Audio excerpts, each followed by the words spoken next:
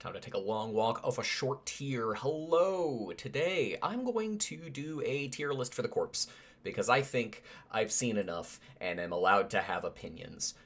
No filler, no waiting, let's get started. We only have one inductee into Don't, as of right now. It's Hyobu. There is no reason to play Hyobu. I am going to be a bit mean to most of the Genteki IDs in this. Hyobu gets the worst of it, because Hyobu doesn't do anything. It gets you a credit, sort of. That's bad. You really don't need me to elaborate on Hyobu. Don't play Hyobu. There's no, like, cute thing to do with it right now. Everything that made it good is gone. Don't do it. Congrats, we're out of Don't. Everything else is at least moderately playable, the least of which is Ampere. I've talked about this before.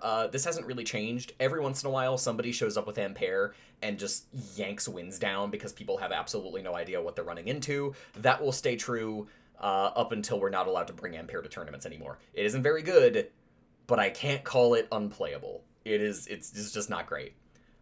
Speaking of, look, you can, but you probably shouldn't. It's your boy T-Bolt.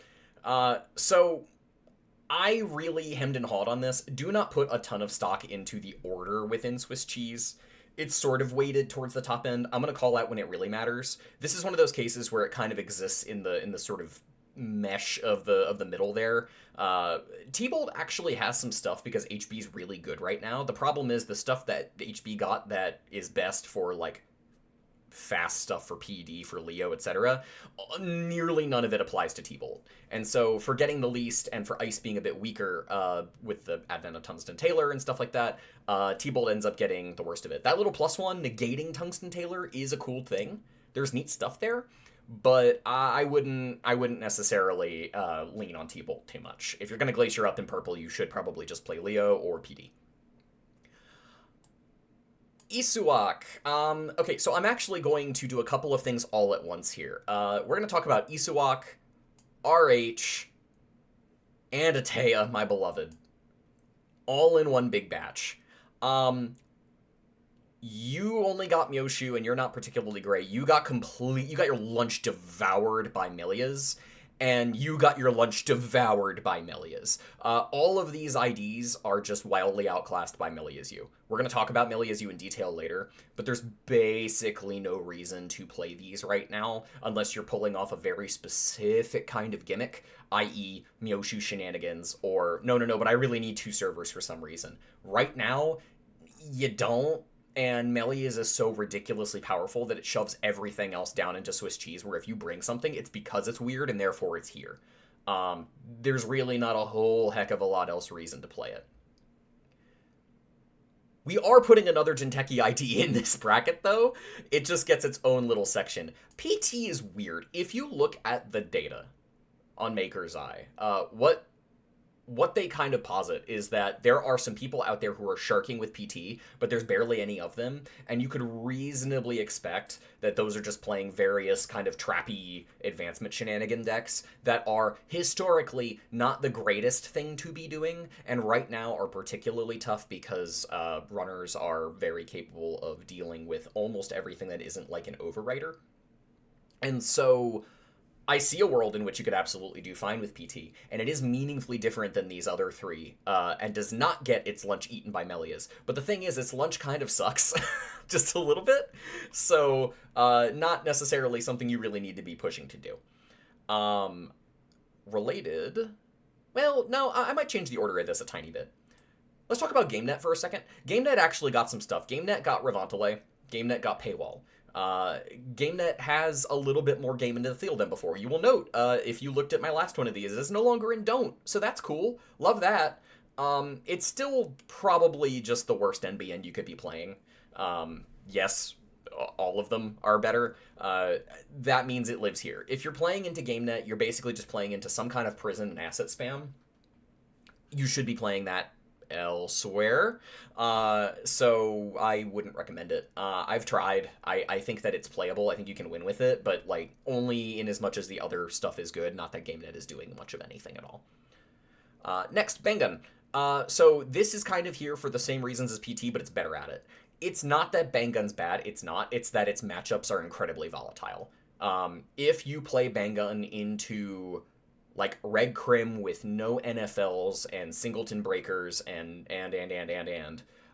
they still have game into you because they're richer than you. But aside from that, like you might actually pull something. If you're playing it against Shaper, it's probably not going to work out. If you're playing it against Baz, it's probably not going to work out, especially if they have Underdome. Ask me how I know. That's coming in the District video, by the way. We'll get there. If you're playing it against Anarch, you kind of just lose a lot of the time, unless it's Seb and they get really overconfident and they mess up the tag math and explode. Banggun really still relies on making the runner run the hell remote and then making some kind of mistake. And they're better now because they got a lot of new stuff. But again, pretty much all of the other Wayland IDs, yes, I really do mean all of them, are making better use of this stuff than Banggun is right now. So, not bad. A lot of fun to play. Not fantastic. We're not done with Swiss cheese. Here's Prov. So, Prov was originally kind of the home of traps in the last set for a little bit. I know, like, the EA Sports folks piloted it really well and knocked down some stuff with it, and people were really scared that it was going to be a thing, and then it fell off pretty hard. In practice, what Prov is actually born out to be is, like, Hell Glacier, where it's a moderately decent Glacier thing, but they just tax the ever-living hell out of you. It's better than GameNet, but it still doesn't really have a great way to close a game out. And so I'm kind of stuck putting it here. If you go sideways with it, you should be playing Epiphany. If you go tall with it, maybe you should be playing Synapse. We're going to talk about Synapse in a second. I think that's one of the more interesting sort of like things that has emerged. Albeit not super duper well because its tourney rate is garbage. But we'll get there. Point being, I think Prov is in an awkward spot right now. You can absolutely play a decent deck with it, and you will catch people out, and if they're not ready, you can keep them on the floor forever. But you need a lot of variables to line up in your favor, and I haven't been super duper impressed with it. Last one, although I may chicken out and push this up a tier. Yeah, I'm going to chicken out and push this up a tier. This is Poetry. So you will note, outside of T-Bolt, it has taken this long for us to really get into, like, the real HB IDs, and that's because HB is amazing right now. Like, especially if you're going wide, which is what Poetry does. Flop Flood is amazing, and there's a lot of other stuff you can be doing in HB that's really, really, really strong. Poetry kind of... So it didn't get the least. Thunderbolt got the least. Poetry is kind of the worst at doing it, though. And that's not to say it's bad, which is why it's inviable. If you bring Poetry, I expect you to be able to perform with some speed and some effectiveness. But I don't think that Poetry is the best ID to be doing it out of. It has a lot of fragility where other stuff doesn't. The coolest thing about Poetry in particular is that it kind of just, like, stops Hermes from doing Hermes things. That, in practice, matters a little bit less than you'd think. And also, it just, like, dies to Seb. Like, really bad. Like, more so than PD even, if you're playing Flop Flood or what have you. Seb just eats its lunch, Lou eats its lunch. Like, Poetry in general has it's a little more fragile. And so it's not bad, but it lives here. Similar kind of thing is Earth Station. This is a good home for Wayland Glacier. It is not as good as BTL. Doing reanimation stuff with this is really nice. Getting to pack, like, Hansei's, toss a thing, install a thing with reanimate is amazing. It is a ton of value. There's a lot of funky scoring patterns now that allow you to get your ID click in there and make the remote really annoying to assail. And being a flagship vehicle is actually really nice because there's a lot of stuff that hits HQ reasonably hard that you can turn off. Now, granted, there's a lot of folks on twinning right now, and not so much on, like, run event stuff outside of, say, Musliot, and even a lot of Musliots aren't playing Tailgate. And so Earth Station kind of lacks the means to, like, mess with those in a super meaningful way. But running against Earth Station is taxing, and the Wayland tools are just good. For the most part, again, Banggun kind of got the least out of the new stuff. Earth Station is plenty playable. I've been impressed with Earth Station. I've played against Earth Stations that are capable of doing a lot. I've played with Earth Station and done a lot. But it is not as strong as some of these other ones. So while we are no longer a joke ID, it's not all the way up there. And in the same kind of vein of, like, this is fine, but it's unproven and you can do better, let's talk about Synapse for a second. So Synapse's tourney rate is hot garbage at the moment. It is really bad. But everything on paper, this is where the vibes creep in, right? Everything on paper indicates to me that Synapse is entirely capable of creating a solid, performant, reasonable server that is really annoying and making the best use out of Tag Hill that isn't just doing Epiphany things with like B1001 or what have you. I like it. I think it feels pretty good. There is probably an ideal ice suite in particular that really needs to be pinned down before Synapse actually starts to be able to be performant. We've reached a point now where I do think we have enough stuff in NBN that Synapse is able to do things relatively well. It just doesn't do them as well as the other NBN IDs. And to be frank with you, ignoring all costs on ice is not as good as just churning stuff out sideways. And Epiphany is better at that, and Nebula is better at tall. So Synapse kind of exists in this funky range where you can absolutely do things with it, and I do legitimately think that it's more compelling than Prov at the moment, but not by a ton, and so it's gonna stay here. Not super duper there yet. Here's another one that's unproven, and this honestly was like my biggest surprise here. And it's Editorial Division. People win things with Editorial Division, but not a lot, because again, NBN is the least played faction by a pretty hefty amount at the moment, if you look at the data. And ED, while it is very, very good at assembling a kill combo, has borne out to not quite be like enough in a weird way. And so I think ED has potential. I'm actually brewing ED now that districts are over. I'm like brewing ED pretty hard because I think there's something there, and I will let you know if I find it. But as of right now, ED feels like it's on the cusp of being really, really dumb to play against, and I'm just not quite... I haven't cracked it. I don't know if anybody's fully cracked it. But even just like the baseline stuff where like I can tutor murder at any point. If you stumble past, a threat threshold, I'm going to oppo you guaranteed. Like there's a lot of really, really powerful things that you could be doing in this that punishes any amount of mistakes made. And that is very good. So like, it's not that ED is bad by any stretch. It's that we haven't actually cracked it all the way open yet. I do think this actually stands to improve as we go on. But that's where we're at. Mirror Morph. So Mirror Morph hasn't shown up a ton, but the Mirror Morphs that have been really compelling fast advance shells that are different from the Flop Flood things and a little bit more resilient as a result because they don't simply die to having their stuff touched. They are still capable of fast advancing from hand in increasingly elaborate and powerful ways, up to and including 5/3s. And in a pool with Melius, that does a lot. That alone really helped Mirror Morph a whole bunch. So we now know, while there isn't a ton of data for Mirror Morph, the handful that is there plus the deck list that exists mean that you have a very solid game plan out of this ID that otherwise, like, other IDs can't as reasonably do.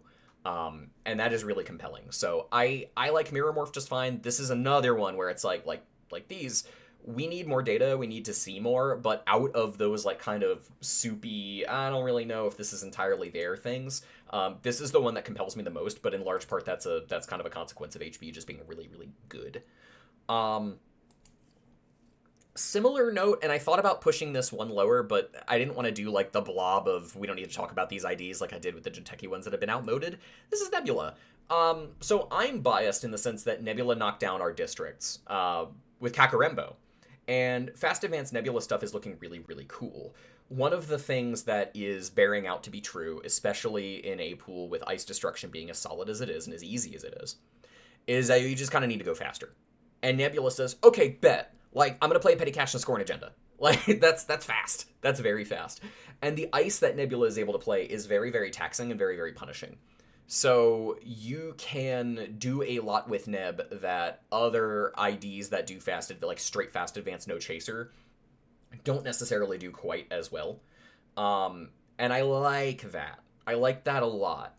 I do think there is another ID that basically does the exact same thing, just a bit better. And I'm going to talk about that in a moment.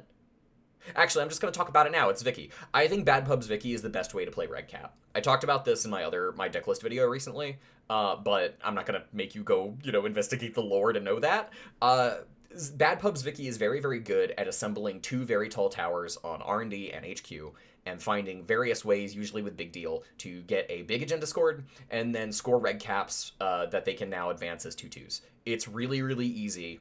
and it's more resilient in my experience than Nebula is, but it lacks the combo potential that Nebula has. These could be, like I said, this is like at the top end of viable, where it's really in any order you want. It's dealer's choice. If you want to play that kind of, I'm going to score everything from hand and you need to come through a hell server to get me, both of these are great. I enjoy both a lot. I prefer Zwicky. I think Zwicky's a little bit stronger because I like the secondary win con of you overextended, now I'm going to measure you, as opposed to just being really, really good at the one thing.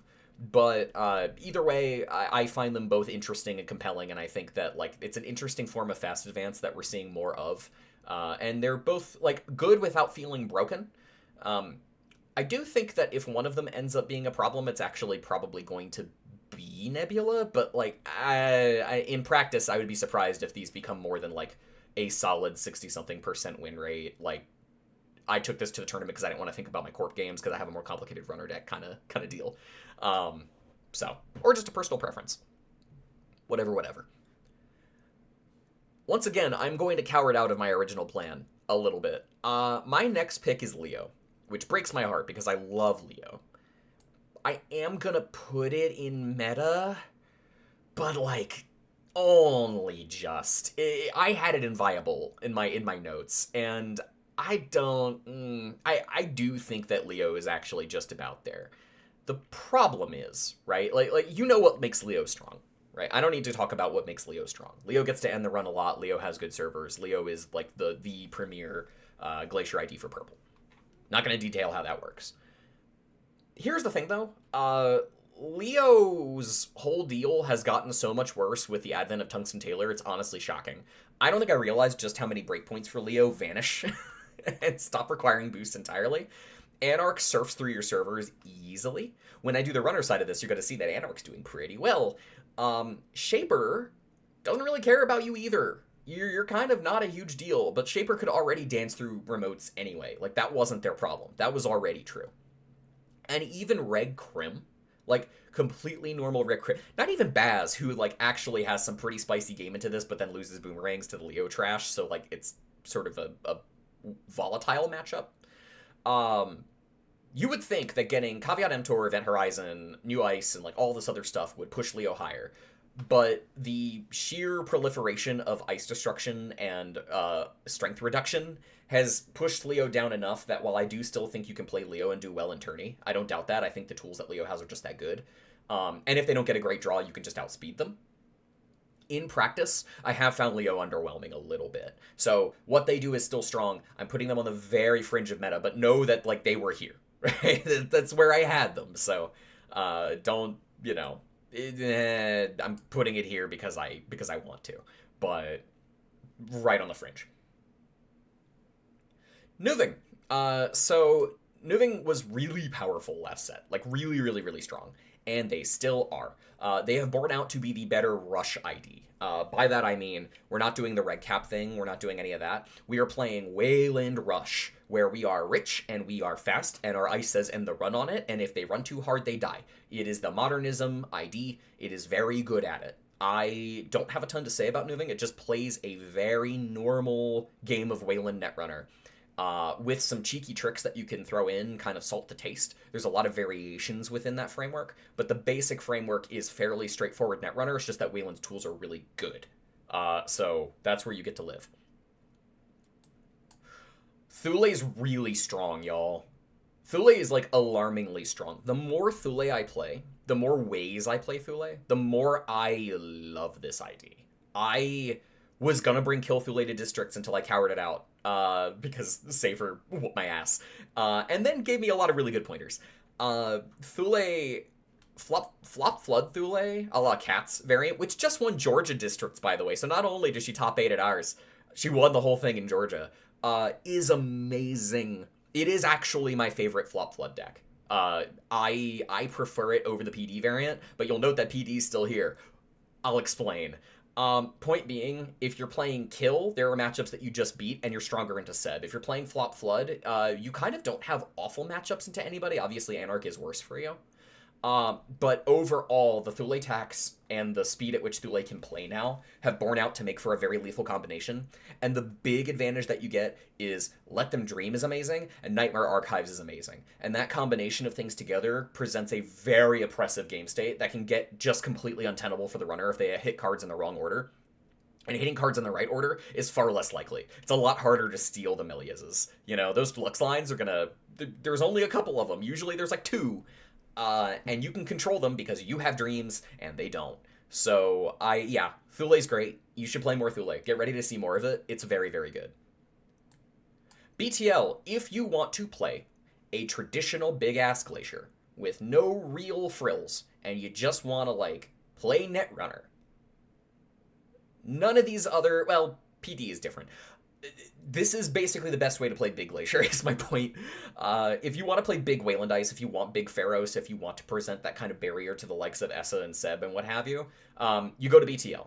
And BTL's very good at it, and BTL can also do a lot of interesting gimmick stuff on top of that. It's my favorite way to play Myoshu, which has mattered a lot. I've hit the OTK by now. Thank you, Thanos. Appreciate you. It's worked a bunch of other ways, but the trick is, you're so rich that you can run a horrible, horrible agenda suite that just sucks to play against, that's, nothing but threes, and you're rich enough that Myoshuing either of them is not a problem, and so you score 2 agendas, they need to steal 3 in a 6-agenda deck. Oh, it's a nightmare. Alternatively, if you play Dreams to reduce your, you increase your density but reduce the point spread, it's still a nightmare. You kind of just do well either way. So I really like this. If you play with Dreams, they have to steal 4 agendas to win. It's just horrible. It's just horrible.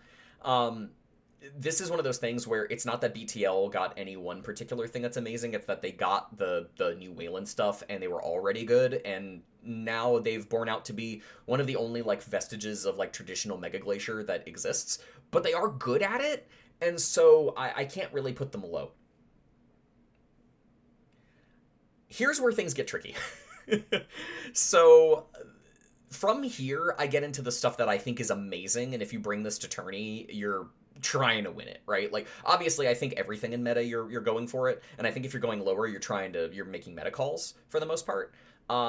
This is where the order gets tricky until I get to Lamau, at which point I feel really, really strong about it. So understand that these next 3 are kind of nebulous. I'm going to start with Alco. Alco has had a lot of its market share taken by the existence of Melius, understandably so, but it is no worse for wear, and it's in fact better. The nastiest Alcos I have seen have been doing basically what they were already doing, except they also run even more obnoxious stuff like Magistrate Revantile or what have you, and they are even more prison than they were before. You can also just play the exact same Alcos unchanged, and you still have favorable matchups into a lot of the field. I think Alco is as good as they've ever been. The runners are a little bit richer, and that's not nothing. But cards like Daily Casts are slow to kind of deliver the 5 credits that they do. And Deep Dive is typically not happening against Genteki nearly as easily as it is against anything else, and Deep Dive's not really happening in general. So, yeah, Alco's really good. Really, really strong. However, I think Epiphany Prison's a little bit better. The difference between these is that any interaction with Epiphany leaves the runner notably worse for wear. If the runner runs a Bladderwort, or they catch out a Reaper function before you get to use it, or they trash a cohort or whatever, nothing really happens unless you have a hostile, okay? In Epiphany, everything sucks. Forever. If you ever touch anything that gives a tag, they get to do all of their stuff. If they do anything involving agenda stuff and they're running a hype machine version, they get to hype machine. If you ever touch an agenda, Revantile pops you. Anything that gives them a tag, B1001 is happening, I'm going to start deleting your turns little by little. And every single trash is an opportunity to oppo you. To me, and it's not that oppo egg's not a thing, right? But Epiphany has more tools to leverage it. And so, yeah, I think that Epiphany is gross. I think that Epiphany Prison is slightly better than it was, but it was already a top-notch deck. So here it is. It's the best NBN ID right now. I don't think it's particularly close. Now, the thing is, you have to go wide. And if people start teching against wide, Epiphany's stock drops. If you start running into Shapers with Azamat that have some amount of tag removal or whatever because Epiphany's that good, Epiphany's stock will drop harder than the other stuff that's this high. Keep that in mind. But well-played Epiphany Prison is still one of the best decks in the format. You should learn it. More importantly, you need to learn how to play against it, because you need to be able to play against it with every type of ID. All right. This is the hardest ID to talk about. I might have said that about another one. If I did, I was lying. This is the hardest one. PD. So PD has kind of like 3 variations right now. There's Flop Flood PD a la Leah. There's traditional like Skunk Void PT, shoutouts to Weng Zhong and other folks as well that play like reg PT that just recur seamlesses, and if they don't need another seamless, they'll pull back like an Event Horizon or something, and they'll win games like that. Very, very good. And then there is everything else. Because, see, the thing with PT is that HB being so good right now, I said PT, PD, Jesus. The thing with PD right now is that they do everything, and as we have seen for many years now, and this will continue to be true, the only thing stronger than having an amazing card in your deck is being able to always have that amazing card back in your hand. Like, you found the thing, you have it forever. And that ability is the thing that actually makes Flop Flood PD so oppressive against everything that's not Seb. That ability is what makes Glacier or like Rush PD so good, because they always have Seamless. The text on PD is so powerful right now, as we have so many operations in particular that are so strong, that I don't think any other HB ID can quite keep up in terms of the just like, oh, I leverage this and I have a smaller deck size and I get 1 extra in HQ because why not? Like, they are just that good. So why aren't they in Lamau? Because these two are in Lamau. That's why. Melius. Melius has borne out to be able to do literally everything Genteki ever wants to do. You see, I am motioning to all these red IDs that we aren't playing because we are here. Because the Melius text is better than them. It's better than all of them. The only thing it can't do is the Isawak score pattern, and Isawak's not doing the Isawak score pattern. Melius is a Glacier ID. It's an asset spam ID. It's a kill ID. Have you played against Melius with Front Company? Have you? Have you seen how annoying that is? It's really annoying. It does everything. Recursion is king. It is the best thing you could do. The only thing better than recurring stuff is tutoring it reliably, but we'll get there. Melius, I've seen people say they think that people are over-indexing on the strength of Melius' ID, to which I would say, no, I don't think so. Because any ID capable of doing something as simple in the early game as recurring a hedge fund is going to get wildly ahead of most comparable corps. As soon as you start being able to pull back agendas that would otherwise be grabbed and bites that the runner then gets to run directly into, you have what I would describe as a tough situation, buddy. You're in a bad place. Melius puts the runner in the bad place from turn 1, and they will never escape. And there is very little that meaningfully stops Melius from doing the thing beyond running a suboptimal server that they would be perfectly happy with you running, a la like Genteki RP and what have you, or running direct access, which one ID in the entire game of Netrunner does, and you could argue you don't even really want it there a lot of the time. So yeah, Melius has showed itself to be amazing at doing everything Genteki wants to do. It will continue to be so. The only thing that really like gives it a run for its money is how good Alco is at going wide, and it is very good at going wide. But if you want to do anything other than the exact kind of Alco calcified game plan, you should be playing Melius, and you should be playing against it as much as possible because you need to learn how to beat it. It's tough. It is, however, playing Netrunner still. It may be the best at it, but it's playing Netrunner. Ob is straight up not playing Netrunner anymore. Have you played against Ob much lately? I bet you have. I bet you have. I have had several conversations about Ob with a lot of people, and I think the anti-Ob sentiment has grown to the point where I no longer feel especially shy about saying, I think it's time for the boat to go, and I am no longer joking.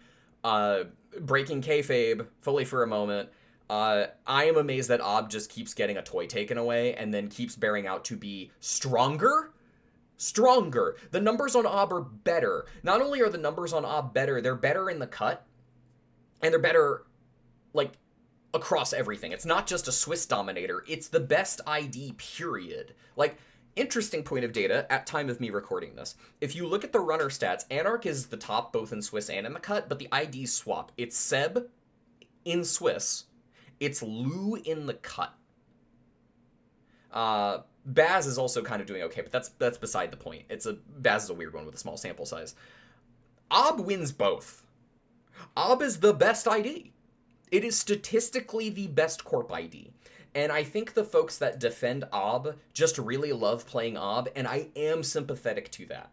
But at a certain point, you have to look at what this ID does to the game and to the design of Netrunner. Every cost on everything is now like, what does this do in Ob? Across every faction forever, because they never need to add any more than one of something with influence at any point, because they can just tutor it. They have more money now. They have better cards now. They have border control again with Event Horizon. They can do literally everything better than almost everyone.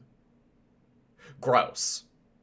Like, I play against Ob. I still beat Obs. It's not that Ob is unbeatable. And the vulnerability on R&D is not nothing. Every time I talk to Ob players, they always talk about the chance that people just rip agendas. And what I have said for ages is that losing on Centrals is called playing Netrunner. But Ob players seem, from what I can tell, to be accustomed to being allowed to do whatever the heck they want, then get upset when R&D leaks. To which I would say, well, I'm sorry that the runner was able to play Netrunner. Like, I am not very sympathetic to Ob players at this point in time. And so I am not saying they have to ban Ob for the health of the game. I actually think the meta is very healthy right now. We have a lot of very viable and strong things for people to be doing. But I am saying that if NSG chooses to do something about Ob, taking away a piece from Ob will not solve that problem. The boat has to be sunk for this to stop. If that does happen, what happens to the rest of the pool? Well, that's kind of interesting, isn't it? Because, like, other than Ob being such a standout, and really Melius could, like, be the top of this or here. Really, it could go either way. Things kind of even out in a really interesting way, because now matchups are still swingy, but, like, less so. Right now, this meta feels like it's very much defined by what did you run into, and the matchups are a little bit more volatile. Where if, you tech into wide and you run into tall, you lose, and vice versa. And that's always been true, but it feels more true now in my experience. This has borne out to feel about right to me. I don't think I have any more changes to make. I already made 2 during. I'm going to do the runner. I don't have, like, a fun conclusion for this either. If you couldn't tell, this is more rambly than it is written. So I'm going to put this up as is. The runner side of this will have more kind of additional context for how this works. But as it stands, yeah. Key takeaways, right? Don't play Hyobu. Don't do it. Everything in here is, like, you could absolutely swing it, but you could do better elsewhere, and I think you know that. Everything in here is totally fine. You probably need a weird reason to do it, but there's nothing wrong with the ID, right? Like, the ID is doing its job. Everything here is just great. Everything up here is, like, a little bit concerning. A little bit concerning. Melius in particular is frustrating just in the sense that it, like, obviates almost every Genteki ID by way of just being better than them. But I'm rambling at this point. I'm gonna cut it. There will be one for runners pretty soon. So thanks for watching. Talk to y'all later.